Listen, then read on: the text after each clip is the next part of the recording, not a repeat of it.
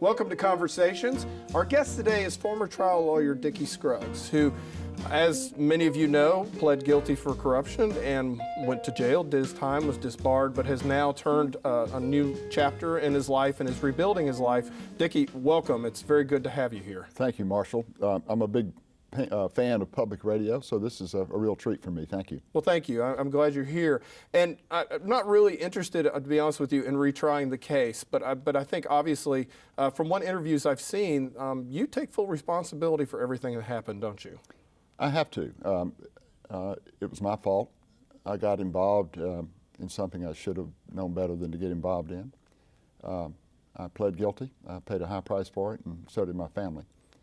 So there's no, people have written books about it, a lot of articles about it, a lot of TV about it, and people have pretty much made up their mind about it. I don't think it would benefit me or anyone to go back and retry those issues.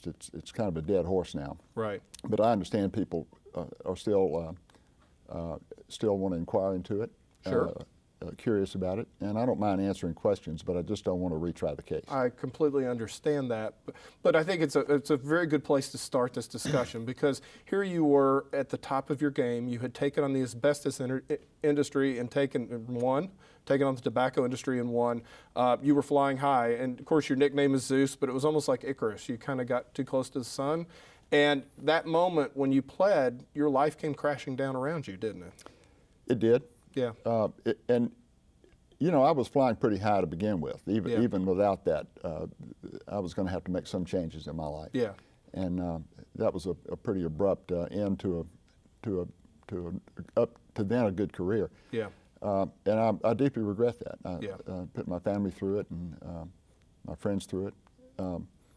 It was a tough time, and so it really was more like Icarus than Zeus. Yeah. The wings came apart, you know. They came apart, and because I think that's important, because when the bus pulls up in Ashland, Kentucky, which is of course the minimum security prison where you're at, the federal prison, right. Your life took a really dramatic turn.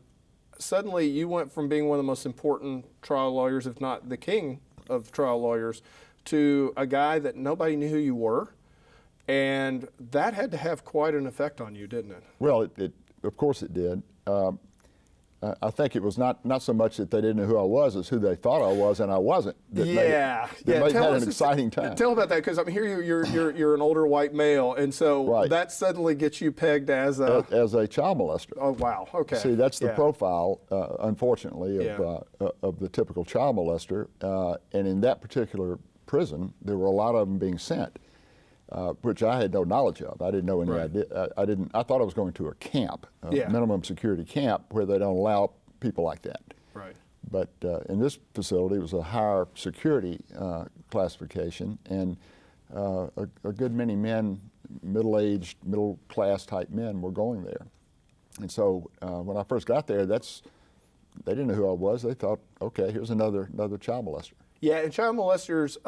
They don't get talked to. They don't get privileges. They're pretty much shunned in the population, aren't they? They have a really tough time. Yeah, they have a really tough time in prison. They're not physically abused. Yeah. But they're mentally abused. They're isolated and ostracized from the main population. Not allowed to eat at a table with anybody except their kind. Right.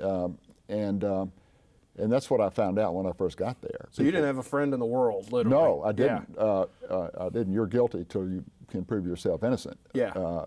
In that kind of a setting. And so, it was tough enough being in prison with a lot of really interesting-looking characters around. Yeah. Guys with one eye and tatted up, and the usual prison thing that you can think about. But I'd sit down at a table in the chow hall the first day, and people got up and left. I said, my goodness. You're like sniffing under your arm, like, wait a minute, is it me? What's going on? Yeah, well, I said, well, bribery's a bad crime. Yeah. But I mean, it's not an offense that's going to cause anybody physical harm. I don't know why they're, shunning me like that. Right. And I think it's worth repeating because, like I said, this was not club fed. You didn't have monogram tennis shorts. You weren't out there. I mean, because I think a lot of people think, well, white collar crime, you go to this special, really popular. This was a place where you had, drug users and folks that had been in prison for a long time without a violent history. That's right. So you had the whole pretty much spectrum of the U.S. population in there with you. That's correct. Yeah. And I wouldn't even say the whole spectrum in that particular prison. For the first year, I was in that one, and there was double barbed wire and high walls, and there were guard towers there. They weren't manned towers, but they been left over from an earlier time. So it was a very intimidating place, and it was a very old prison. It was unair conditioned. The heat barely worked, and so you're either hot when it was hot or cold when it was cold up there. And but the population there were every from murderers on down to minor drug offenders. Right. So it was a pretty good cross-section of the prison population there. Seeing you, this is, of course, the first time I've seen you in a while. You're a lot healthier looking. And I did not realize that you were struggling really toward the end. I'm sure the stress was getting to you, but you also had an addiction to pain pills, too. So you're coming into this prison, and suddenly you get to go cold turkey. And it had to be... that first year had to be excruciating between the depression and some of the other issues you were dealing with. It was pretty tough. Interestingly, though, after 2 or 3 months, I'd sort of recovered from the drugs and all that. I was starting to get feel like a human being again. Yeah. And one of the things that really helped me get through that time was I started teaching a history course. We just kind of created a course in there, and I got permission from the education staff at the prison to teach a history course, and so I did that, and that gave me something to do, gave me a purpose. Exactly. The toughest thing for me about prison was being irrelevant. Yeah. Unknown, irrelevant, helpless. Right. It's a very lonely, sobering feeling, and I don't think there's any way to prepare for that. I went through POW training, as a Navy pilot.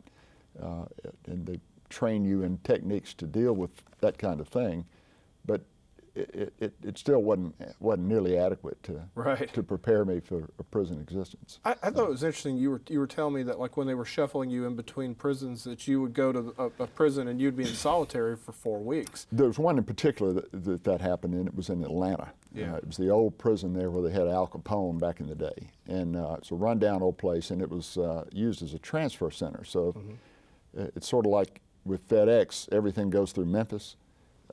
Everything east of the Mississippi goes through Atlanta if you're a prisoner. So if you're taking you from one place to the other, you go through Atlanta and then back wherever it is. Kind of like Hartsfield almost. Yes, exactly. Yeah. Just like going through Atlanta. On the airport. On the airport. So, well, it's the same thing. That's a better analogy than FedEx.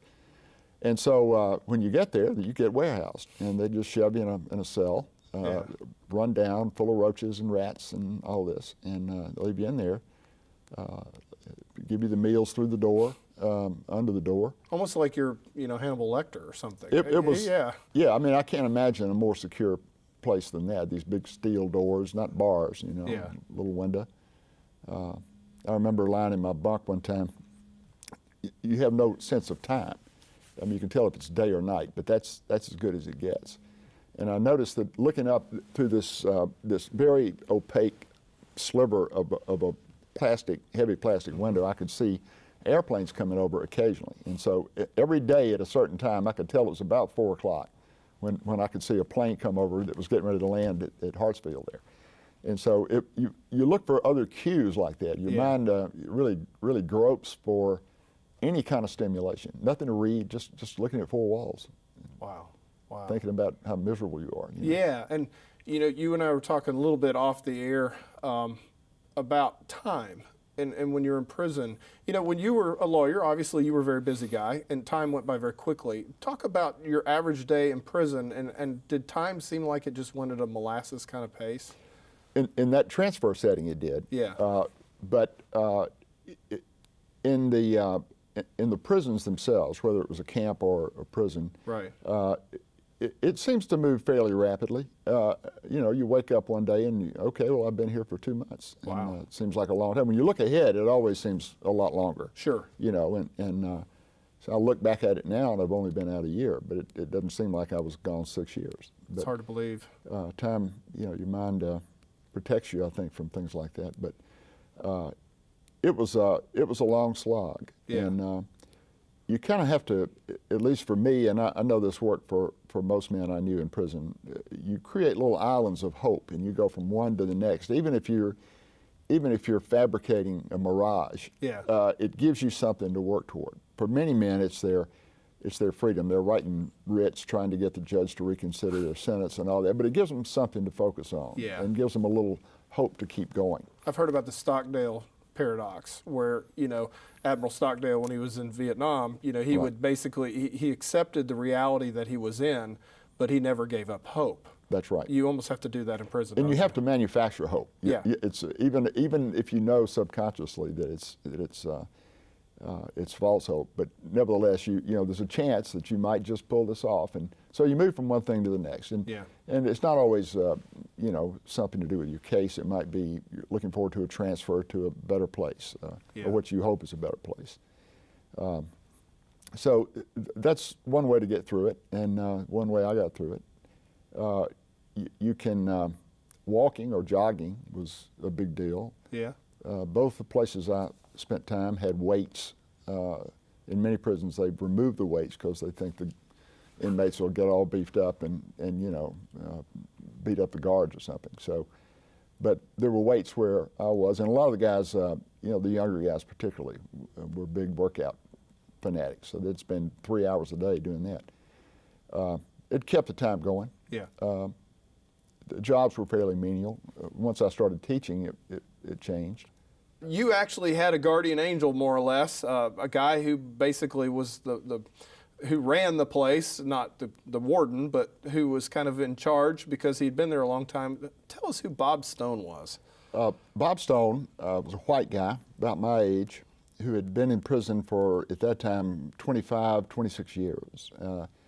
He was there for having shot a DEA agent. He was a tough guy. He was a tough guy. But during the course of his incarceration, he had decided to work on a doctorate. He had gotten his GED. He had gotten his bachelor's degree through correspondence courses, and had gotten a PhD. Wow. And was one of these guys that worked out on the weights for the young guys, and he was sort of the man on that compound. Everybody respected him. What he said was had a lot of weight behind it.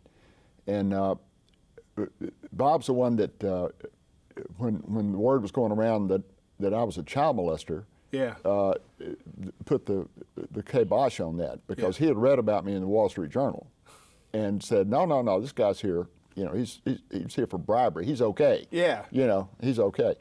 And so everybody then came up and said, hey, Stone says you're good. Showed us the article in the Wall Street Journal and all that. It was an excoriating article. I was saying, my goodness, how could anybody think that helped me? But it did. It did. Yeah, remarkably. And so not long after that, my roommate, who had been very leery of me, I think he was even trying to get me out or get himself out of that cell. Right. Came in and says, Scruggs, I am so glad to find out that you are a legitimate criminal. A legitimate criminal. I'm glad I am too. So all of a sudden, my crime looked like it was going to get me out of a lot of trouble. That looks really good on a business card. It does. A legitimate criminal. Legitimate criminal. But he didn't even realize what he'd said, but I started laughing. It was just sort of ironic, But that kind of turned the tide. It did. It did. So Bob put the word out after less than a week, really. And so things turned around, and it became more of a normal existence. So I take it Bob's still there. I don't think he is. Bob Stone, Robert Stone, I didn't know what his full name was, just Bob Stone. And I looked in the prison locator when another reporter asked me about him, if I knew where he was. And, and I think he's been released. There was a Robert L. Stone or something, Robert T. Stone in Ashland, but it showed him being released, and I think that's the guy. Okay. But it's interesting because here's a guy that got his GED and then ended up getting his PhD. And I mean, at that point, suddenly you realize, there may be something to this GED stuff. Well, at the time, it wasn't it didn't dawn on me that it would be. Yeah. I know that they made all the inmates. It was one of the good things the prison system did, Right. at least in the federal system, was that they force inmates to at least sit in class. They can't force you to pass the thing, Well, yeah. but they forced them to sit in class until they had like 300 hours of class time or pass, whichever came first. Yeah. And the penalty for not doing it was losing good time. So there were pretty severe penalties Yeah. for not participating. What is in the good time?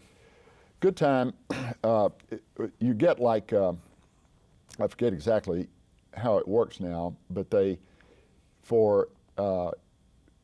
give you like, I'm thinking it's like 54 days of good time per year, provided you don't screw up, and then Right. they'll take it away from you.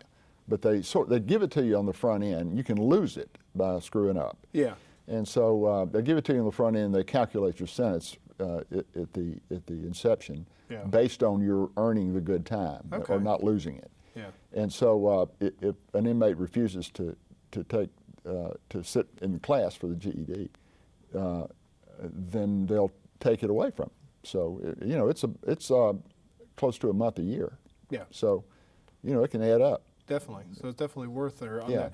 The GED, of course, I think back Shawshank Redemption, Right. where Andy Duchesne is teaching the new guy, helping him get his GED and so forth. And Right. you mentioned earlier that you're teaching history. Right. And you found purpose, and you have a great quote that I love, and I'm not going to quote it exactly because I'll butcher it, but the paraphrase on it would be that if you can find the good and the hope in a bad situation, that can help get you through that bad situation.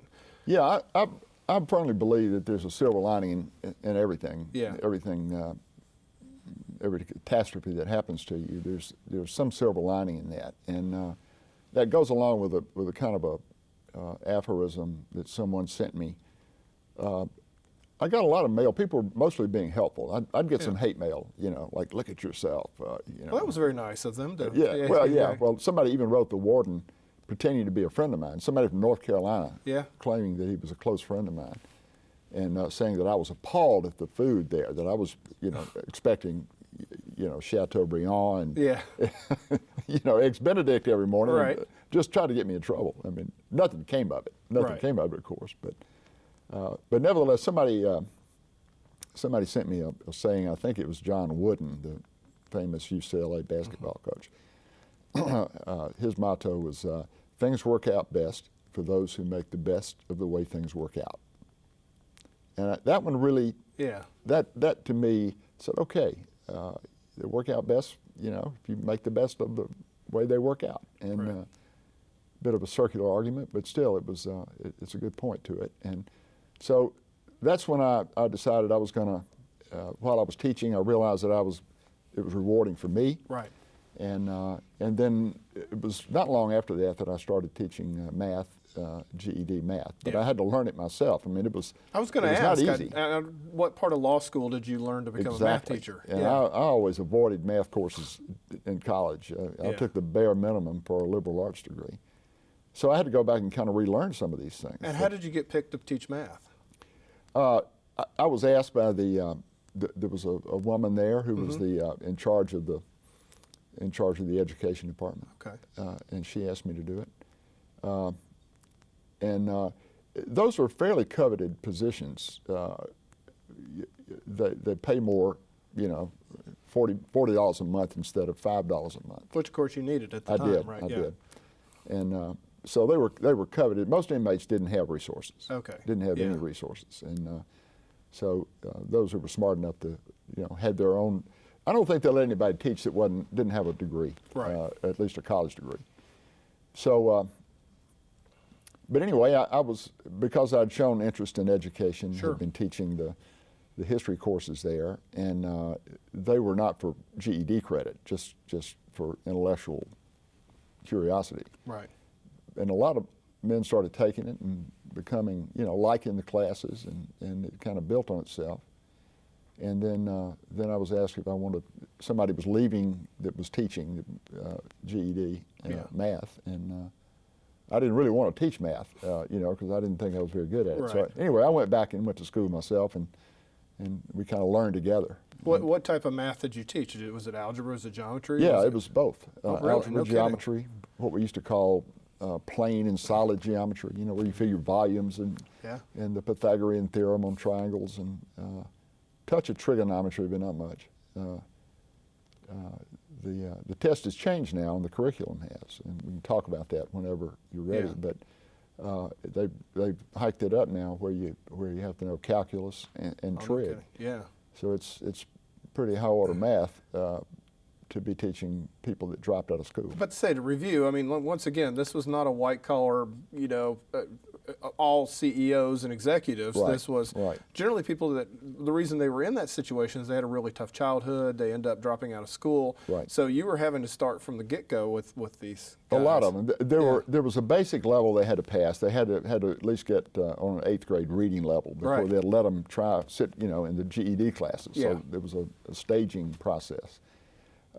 But they weren't unintelligent men by and large. I mean, there were some. That they were probably very incredibly street smart, I would imagine. But they had intelligence, and they could grasp it if they put their minds to it. Right. And my challenge really was, after a while, became trying to inspire them. About to say, because they could just sit there for Right. 300 hours they could go out. They didn't have to That's even right. pay attention. So you, as a teacher, had to get them to want to pay attention. That's right. Yeah, definitely a trick on that. How far, and of course you did a 5-year sentence and then you did a 1-year sentence. So how far into the They ran together. Yeah, I they mean, ran it was together, not- but how far into the sentence did you start teaching? Oh, in the first year. First year? Yeah. Yeah. After about 6 months, actually, Right. into the first year. And I had to stop because I had to come back to Mississippi, for the... Yeah, that's right. And I was back here for like 3 months in the Oxford Lafayette County Detention Center, wearing a nice orange suit. And so when I got back, I had to kind of recreate it again. Wasn't exactly the homecoming you expected, but it was, at least it was probably nice to be closer to home. Well, they treated me with respect in the jail. That was good. I can't complain. They were very nice. No special treatment, but it was respectful. Dickie, you and I were talking off the air a little bit. Everybody knew everything about you during the trial and during your career. You were on the front page all the time. You went into prison, it became suddenly kind of a news black hole. Nobody knows, and that's why I guess I've enjoyed this discussion so far, because it's been fascinating to hear what your life was like for those 6 years. Well, it was, you're not the only one that's interested in that. I didn't want to come out and start talking about that. I didn't realize that people would really care that much about what it was like. But I guess there's a sense of curiosity for most people to wonder what it's really like in there. Is it like the movies, like Escape from Alcatraz or Shawshank Redemption? Right. There are a lot of prison movies out there, and in some ways it was like that. But it wasn't. I never saw people brutalized by the guards or anything like that. Right. It was never that situation. There was an awful lot of neglect, particularly of older men who had health conditions. I was very lucky that I didn't have a serious health problem because it's the last place I was there at Montgomery, which people tend to think of as a posh club-fed type prison. There was no doctor there. 1,000 men there, and no doctor. And if you had a heart attack, well, people would step over you, and after a while, somebody come, roll you on a gurney and carry you to some hospital downtown, when you're dead by then, and that happened a lot. So the medical care, dental care was really appalling. Right. And there was an older population being sent to prison. So there were. I mean, it wasn't fun. Believe me, but it's not something. I think I realized after about 3 months that I could do this. Yeah. I could do this. You're teaching history. I was going to ask you, and I didn't ask you this before. When you're teaching history, what type of history did you teach? The demand was to teach about history of like World War I, World War II, the Revolution, the Civil War. So mostly wars. You'd take the war, and I finally convinced them to order some videotapes of the series. Like the Ken Burns series on the Civil War, things like that. And so those were good. And so I'd lecture maybe 15, 20 minutes, and then we'd watch a film for 45 minutes, that sort of thing. But that was the history they were all interested in. And it wasn't just like world history or, the French Revolution, things like that. there was no real demand for that. Of course, did you tell them that you used to be a naval aviator? Did they? You know, if it came up, I did, but I didn't try to trade on that. Well, you know. right. You didn't. Yeah. I was in Top Gun. You know, no, you didn't do that. No, it's interesting. The more credentials you legitimately have, to use that word again, the less credibility I think you have, because people make up stories about themselves in there. There's a saying that in prison you can be anything you want to be. Yeah. You just make up a story of what your That's past true. was, and there's nobody to gainsay it. Did you create a special past? I mean, that would have been fun. No, I didn't. Yeah. I mean, you have a pretty good past. I mean, it definitely was colorful, I but you didn't- could have, you know. Only people that I got to know pretty well and that I felt confident were people that I'd want to associate with even outside. you Right. know. Right. And, you know, when you were in Montgomery, for instance, the CEO of Enron was there. Yeah, Jeff Skilling was there. Yeah. Very nice man. We walked together for, 30 minutes or an hour every 2 or 3 days. Which, considering there was no doctors and you could have a heart attack, that was Right. probably a very good thing to do. Walking was the thing. Yeah. For guys that were older, Yeah. 50, 60 years old, they'd walk for hours. Right. You had a job, everybody had a job, but Yeah. it wasn't, normally it didn't take you more than 3 or 4 hours a day. You're do that. teaching, you've got kids that probably dropped out of school or never, everything else. Right. How do you get their attention? How did you do that? Because they didn't have to pay attention. I mean, how did you make it interesting for Well, them? at first it was not, they looked at me like, I don't want to be here. Yeah. By and large. Right. I don't want to be here. You're trying to teach me something I don't want to know, I don't Right. care about, doesn't do me any good. I'm here because I'm forced to be here. Right. And just kind of personalizing myself, humanizing myself with these guys, and trying to make them see where it would benefit them. Right. That a GED earned in prison gives you a leg up on someone who didn't. Right. That you got a passport to a job. Because they were concerned about that, weren't they? Because they knew that if they got out and they didn't have anything to keep them afloat, they were going to end up back in. Right, Marshall. Yeah. And one of the reasons I've got this initiative going now Yeah. is because in this state alone, there are 14,000 kids that drop out of school every year, hundreds every day. 500,000 500,000. Mississippians. 500,000. That's Yeah. a staggering number. of Half a people. million adults in this state Yeah. have no diploma. Well, that's the thing. I mean, you're sitting there, okay, what's my second act going to be? Right.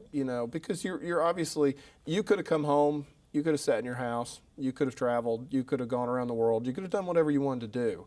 But you developed a sense of purpose when you were in jail with that GED, teaching GEDs, didn't you? It did. It gave me a second chance, really. And once it dawned on me that this was really a benefit, and how in a way it's protective of people coming back to jail. Right. And what I'm hoping, one of the aspects of what I'm trying to do now is keep people from ever going, because Right. the more education, the less likelihood of turning to crime. Right. And with as many people dropping out of school now, it's going to be, there's no real pathway for them to get back into the mainstream except through the GED or Right. what's called the IBEST program, My Best program. If I can go into that just a minute, Yeah. the GED protocol changed at the beginning of 2014. This is really, I didn't realize that, and when I saw these numbers, it was staggering. Dramatic drop off. Just huge. Dramatic. And so what's happened as a result of the change in the test, in the GED test, the GED, was started during World War II to give soldiers who had, dropped out of school and gone to the war, give them a way to get back into the mainstream and get them a high school diploma type certificate. And it's changed 4 or 5 times over the years. And this is the most recent change happened in 2014. And they really ramped it up, made it very, very difficult to pass it. Why did they do that? Well, the rationale seems to be that the GED has got to be much more demanding for people who want to use that to go to a 4-year university. Right. So they're making sure if you get the GED that you're ready to go to Ole Miss, Alabama, Harvard, wherever, Right. you're ready to go to a 4-year university. Right. Where the vast majority of people were taking the GED, not to go on for a higher degree, but just to get a job, because it was a minimum requirement. And so what's happened is, as a result of the change, is that the pass rates have fallen by 85 and 90%. Yeah. Across the country, 90% in Mississippi. That's incredible. In 2013, there were 8,000 people that passed it, and which was about 65%. Right. And in 2014, that went down to about 800. So it was a 90% drop off, and the enrollment dropped dramatically as well. So what the educators have done here, and the community colleges are the ones who are tasked with administering the GED program statewide. And there are some really dedicated people. In fact, I heard about this on this, not your show, but on MPB, when I was home, when I was on appeal. I was out of prison for a short time on appeal. And I heard Colleen Hartfield, who's one of the, a real energetic woman who's, I think she's on the staff at Hines Community College, but is very active statewide in the GED program, and Eloise Richardson came on the radio and were talking about the difficulty in passing the new GED and the effort to get as many people through it now as they could before the test changed. And of course, I was doing the same thing in prison, so I listened to that and contacted them, and I think they were as surprised as I was when I contacted them, and they invited me. They were very gracious, invited me to help. And so over the last 2 years, we've sort of developed this collaboration, if you will, for putting together this program to call attention and raise money for the adult education. So, but to go back to the GED itself, it's gotten harder. Yeah. So what the educators have done is they've combined GED with skill training. And that's what the IBEST or My Best program is. It's an acronym that stands for Integrating Basic Education and Skill Training. So now, while you're working on your GED, you can also get certified and get a nursing type certificate and move on up that rank as well. So you're getting a piece of paper that certifies that you have a marketable skill. And so they're putting a lot of emphasis on that too. Right. And I may have mentioned to you or to someone recently that I went around and met with the Mississippi Manufacturers Association. Well, that made me smile when I read that, because you were the king of torts. And Yeah. so I'm sure you weren't on their Christmas card list. No, I'm surprised the alarm bells didn't go off. I'm about to say, when you walked in the door, did it completely, Yeah. I could see Jay Moon diving out the window. Well, if it was awkward for Jay Moon, he didn't show it. He was very gracious. That's awesome. He's he's a big advocate of this IBEST program. It's so important because employers need trained workers. Yes, and that's what he told us. He said in the past, when businesses or industry would look to locate in Mississippi or anywhere else, one of the first questions they would ask was, "What about tax incentives? I mean, what are you going to give me financially for this to move there?" And he said now their main concern is a skilled workforce, an educated workforce, and so they're very much in favor of the same thing. So we're sort of strange allies in this quest. I mean, I'm not in the suing business anymore. And I like it fine. I like doing this, and I like working with those guys because we might not have the same motives for doing this, but it's a common goal. We look in Mississippi now in our workforce, and we have some of the smartest, best, bright people, but sometimes they don't have the GED, or when you're talking 500,000 dropouts in the state, that becomes a real issue. So this was a problem that's, because you got it in your heart in prison, you decided to take it on when you got out. I did. It gave me a new sense of purpose, and less controversial than some of my others have been in the past, but it gave me a sense of purpose, a sense of reward, and there's really a dropout crisis now in Mississippi, particularly, with 14,000 a year dropping out. That's incredible. And like you said, 500,000 that have dropped out, and there's no pathway for them to get back, and without a GED or without the IBEST avenue. And it's an overlooked aspect of education, in my judgment, are Yeah. underappreciated because the people that now go back and want a GED are typically 27, 28 years old. Right. And they're serious about it. And so they've got to get a GED, you've got to be motivated. Yeah. In prison, they made you do it. But Right. out here, there's nobody You're probably making you. working 2 jobs and you've got kids and your life All is that, chaos. all Yeah. that. Mhm. And so you've got to do it at night. All the Right. courses are mostly taught at night and on weekends. And so you've got to make a real effort to go back and get that GED. And Yeah. so you've got a motivated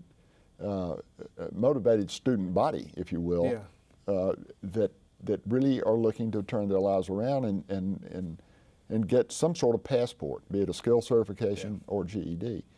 And so it's kind of a recovery process. It enabled me to recover Right. In a way. So it's grown into a real passion, and I haven't met anybody yet that says it's not worth doing. One of your skills back in the day was being able to put together strange coalitions of people to be able to get things done. Sometimes that was controversial, Yeah. sometimes that got you in trouble sometimes, Yes. but Yes. at the end of the day, you've put together now a coalition of the Mississippi Manufacturing Association. You've got all the community college presidents on board. So you're getting people, of all different walks of life working together. It's almost that you've become kind of this catalyst to be able to get everybody on board. Well, certainly that's the goal. Yeah. I won't say that we're working harmoniously. Right. We're not working unharmoniously. What, in but- Mississippi, everybody Yeah. doesn't get along all the time? I'd be Well, shocked. strangely enough, there's a lot of consensus around this. Yeah. Nobody sees anything wrong with it. I mean, Right. business likes it. Yeah. The poor like it. Right. The dropouts like it. It's just not funded properly. It doesn't have enough resource. And that's what I'm trying to do, is raise the awareness. And raise the money to be able to get that Right, done. but also raise the awareness among those who dropped out that, Yeah. look, this is an opportunity. Take advantage of it. I did a cartoon a long time ago, and I think it's one of the better ones, where I had somebody that had dropped out not being able to shoot from the foul line, but having to shoot from the back court. If you had a college education, you can shoot from maybe the foul line.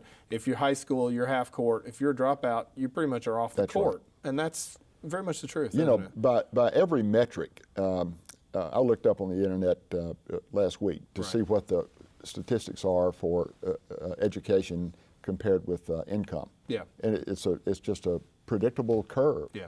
The more education, the more income. So you highly recommend law school, right? No. Okay. Not for everyone. No, let me say that. Okay, well, how about mountain climbing? 'Cause Well, we're gonna gonna do be that doing- too. Yeah, and of course your nickname was Zeus, so naturally you have to pick Mount Olympus to go Well, climb. I figured. That's very subtle. I figured, Marshall, that it wasn't going to get past you that Zeus was climbing Mount Olympus. Yeah. But, there was a bit of irony in that selection, but But that makes it better. well, maybe so. Yeah, maybe it so. gives you a hook. But it's an opportunity to call attention to what we're doing. Right. Now, this isn't the one in Greece. This is in Washington. This is in Washington State, Yeah. out in the Olympic mountain range in western Washington State, and it's not particularly high as mountains go, only Right. 8,000 feet, but there's some technical aspects of the climb. You go across an ice field with crevices, so you have to rope up and wear the crampon, spikes on your boots. You haven't been watching the Mount Everest coverage the last couple of weeks. have Yes, you? I have. Okay. And that's tough. It's tough on Everest, even without an earthquake. But Right. this won't be anything that daring. Right. But there's a long trek in there for 2 days through a Pacific rainforest to Yeah. get to the base of the mountain. So, and we're taking llamas along and all this stuff. So, it's going to be a. This will be a fun fundraiser. Who all's going to be going? Well, that hadn't been totally determined yet, but I think Rick Cleveland wants to go. Oh, no kidding. The sports writer, and he wants to go, and I think Mike Moore's going to go. Oh, really? The guy you love to draw. Oh God, I miss drawing mine. Yeah, I know. Well, you can. This Yeah. will give you an opportunity. He'll probably be wearing his helmet on top of that Oh, the big hair. Yeah. big hair that you always give him. But I'm going to ask some other people to go. Yeah. That will call attention to it. I'm thinking about taking one of my students who's now been released from prison. Oh, no kidding. Yeah, a young man named Bucky Ackerman. And who lives when is this going to be? in August. In August. In August. Okay. So that'd be great. And how can people, if people want to be able to join you, how can they get in touch with you? Well, we have a website. Okay. It's secondchancems.com. Okay. Secondchancems.com. But we're limited in the number of people the Park Service will let us take Right. on this expedition. Right now it's limited to 12 climbers and 4 guides. Okay. But we're going to ask for a waiver to take a bigger party. So you're going to try to raise $1 million. And We're going to try to. where's that money going to go? The money goes directly into the Community College Foundation, Yeah. earmarked for adult education. They do an awful lot with very little. They're pretty amazing. They are. They really are. They are. And I've really been astonished by the level of dedication that the people in the Community College hierarchy have displayed. Yeah. Clyde Muse at Hines and his staff and all of the Eloise Richardson, Colleen Hartfield, people I've mentioned today, Right. are incredibly dedicated, smart, and have a real vision of where this can go. Yeah. And I'm just trying to help them. I mean, Right.